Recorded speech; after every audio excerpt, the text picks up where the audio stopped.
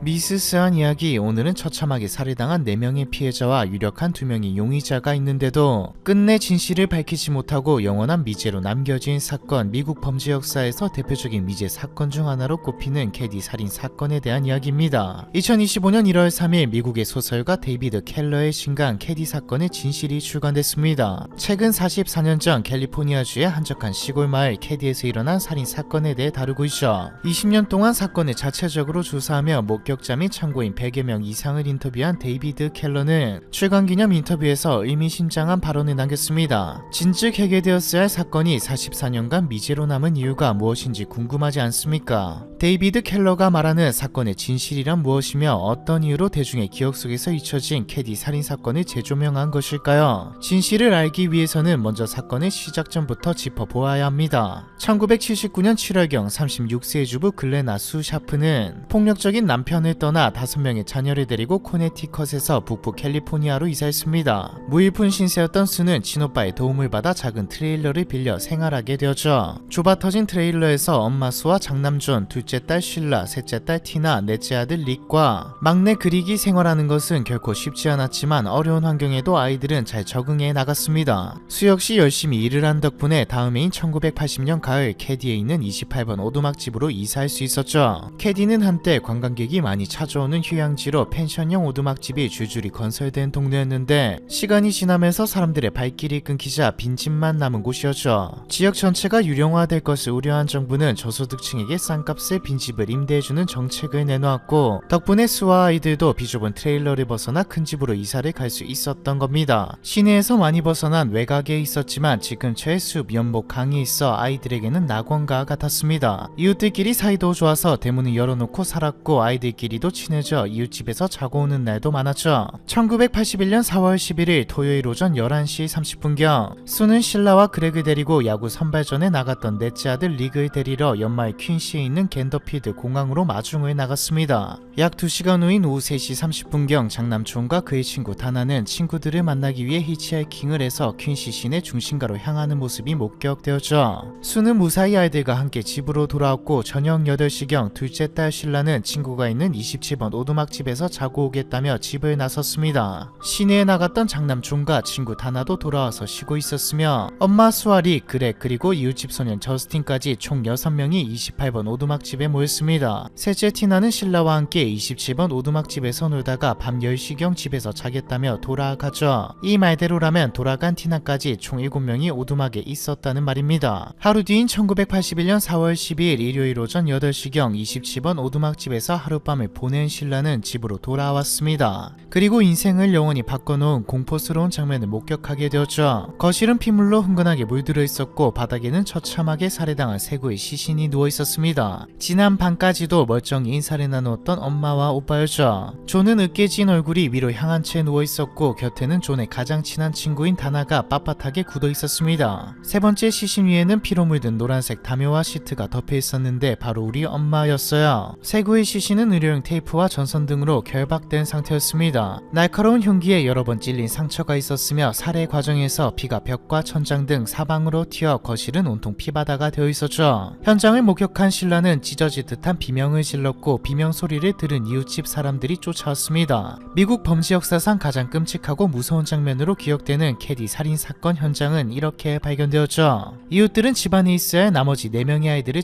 찾아다녔습니다. 다행히 집안에 있던 릭, 그렉, 저스틴 3명의 아이는 방 안에서 잠이 든 채 발견되었죠. 세 아이 모두 거실에서 무슨 일이 일어났는지 전혀 모르는 눈치였습니다. 이웃들은 아이들이 거실에서 일어난 일을 볼 수 없도록 침실 창문을 통해 집 밖으로 데리고 나갔죠. 하지만 12세의 티나는 집안 어디에서도 찾을 수 없었습니다. 신고를 받고 현장에 출동한 경찰은 처참한 시신의 상태에 혀를 내둘렀습니다. 존은 목을 깊게 베었고 양손은 흰색 의료용 테이프로 발목은 흰색 케이블 타이로 묶여 있었죠. 다나는 둔기로 머리를 공격받은 후 목이 절려 사망한 상태였습니다. 가장 심하게 훼손된 건 엄마 수의 시신이었죠. 허리 아래 하반신은 나체였으며 발목에는 의료용 테이프가 묶여 있었고 그 위로 전선이 칭칭 감겨 있었습니다. 가슴과 목에 깊은 자상이 발견됐으며 머리 옆면에는 레저용 공기총으로 찍어내린 상처도 남아있었죠. 얼굴은 형체를 알아볼 수 없을 정도로 심각하게 훼손됐는데 조사 결과 피해자가 입고 있던 팬티와 두건으로 재갈을 물린 뒤 그 위에 의료용 테이프를 여러 겹 붙인 상태에서 공격을 가한 것으로 밝혀졌습니다.